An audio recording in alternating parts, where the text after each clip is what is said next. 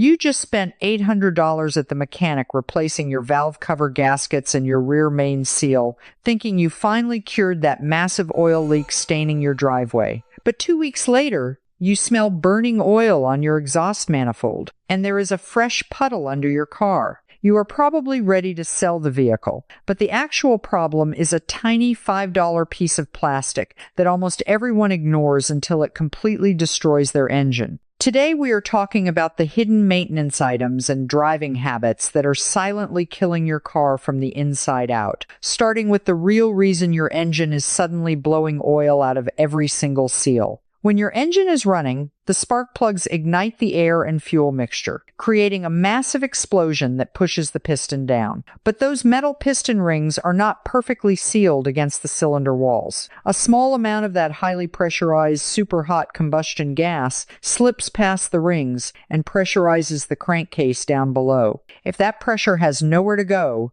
it will literally find the weakest point in your engine block to escape, and that is usually your expensive rubber gaskets and seals. The PCV valve, or positive crankcase ventilation valve, is designed to take that trapped pressure, root it out of the crankcase, and feed it back into the intake manifold so the engine can burn it off safely. But when you neglect your oil changes, that little spring-loaded valve gets completely clogged with thick black sludge. It sticks closed. Suddenly, your engine block is pressurized like a balloon. The pressure forces oil right past the valve cover gasket, the oil pan gasket, and that dreaded rear main seal. People spend thousands of dollars replacing seals when the actual fix was just pulling out a small plastic valve, shaking it to see if it rattles, and replacing it for the price of a cup of coffee. Fixing the seals without fixing the PCV system means those leaks will return in a matter of days. Before we get into exactly how your daily driving commute is slowly suffocating your engine,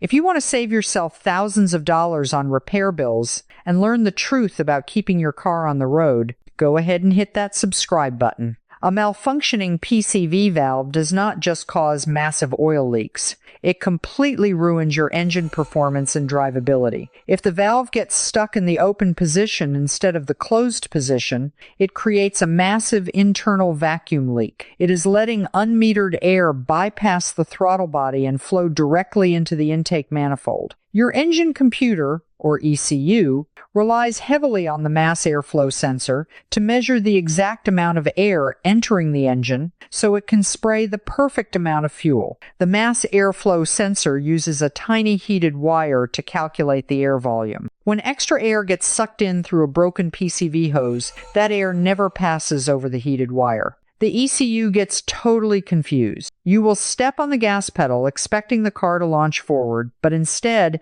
it falls flat on its face. It hesitates, responds incredibly slowly, and feels like you are towing an invisible heavy trailer behind you. Because the engine cannot produce the power you are asking for, it forces your automatic transmission to work twice as hard, constantly hunting for the right gear and overheating the transmission fluid. You might also notice your engine RPMs wildly surging up and down while you are just sitting at a red light. The car acts like it is looking for a stable idle, but just cannot find it. The needle bounces, the engine revs up by itself, and then almost drops low enough to stall out. This erratic behavior forces your idle air control valve and your sensors to work overtime, causing them to wear out prematurely and leaving you stranded at an intersection. Now, let us talk about a massive mistake that people make thinking they are actually doing their car a huge favor. You know the exact type of driver. They treat their car like it is made of fragile glass.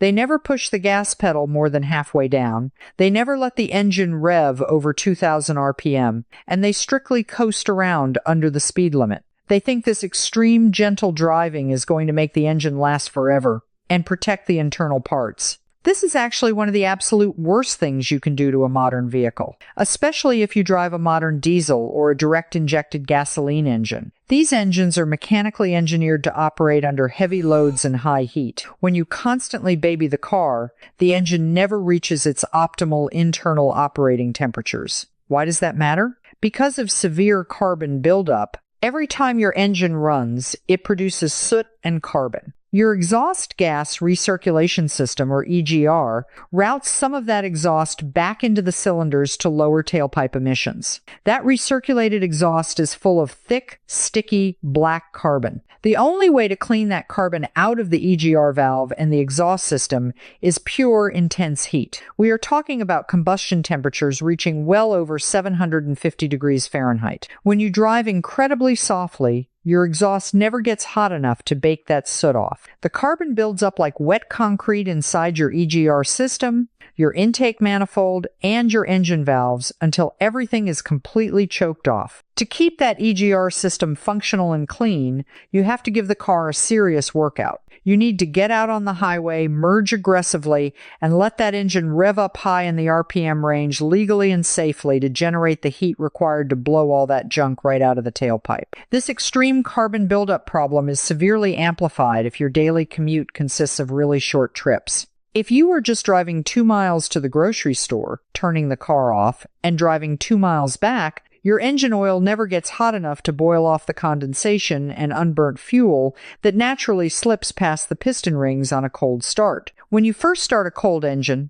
the computer commands a very rich fuel mixture to keep it running smoothly. That excess gasoline washes the protective oil film off the cylinder walls and dilutes the oil in your oil pan. In modern direct injection engines, the fuel is sprayed directly into the combustion chamber, meaning it no longer washes over the back of the intake valves like it did in older port-injected cars. Without that liquid gasoline washing the valves constantly, and without the extreme heat of a long highway drive to bake them clean, those short trips cause a thick crust of carbon to form on the intake valves. This severely restricts airflow, kills your MPG, and causes misfires on cold mornings. You need to get the car out on the open road for at least 30 to 40 minutes once a week to get the oil up to pure operating temperature, evaporate that moisture, and let the engine breathe the way the engineers intended. We are about to cover how following the factory maintenance manual might actually be the exact thing destroying your engine components.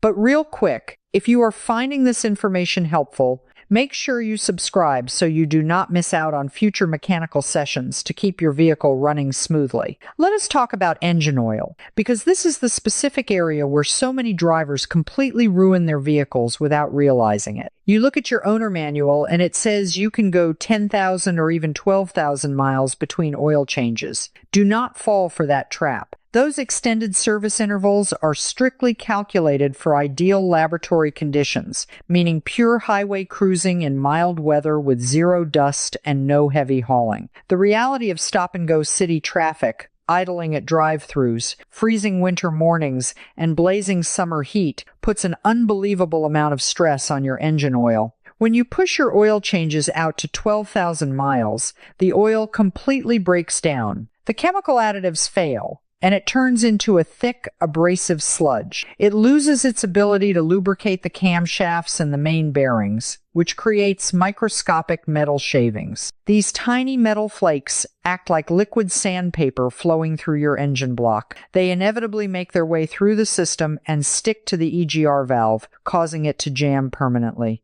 Furthermore, you cannot just walk into an auto parts store, look at the 5W30 viscosity rating, and grab the cheapest bottle on the shelf. Modern engines require incredibly specific oil formulations. If you have a modern emissions system, your engine demands ultra-low sulfur and low ash oil with a very specific additive package. If you pour a cheap, standard conventional oil into a highly tuned modern engine, that incorrect oil will produce 300% more carbon buildup when it inevitably burns. That excess ash will clog your EGR valve 3 times faster than normal. A clogged EGR causes poor combustion, which creates even more soot, which then degrades your oil even faster. It is a vicious cycle of destruction that ends with a massive repair bill. Spending a few extra bucks on the exact top-tier synthetic oil specified for your engine and changing it every 5,000 miles instead of 10,000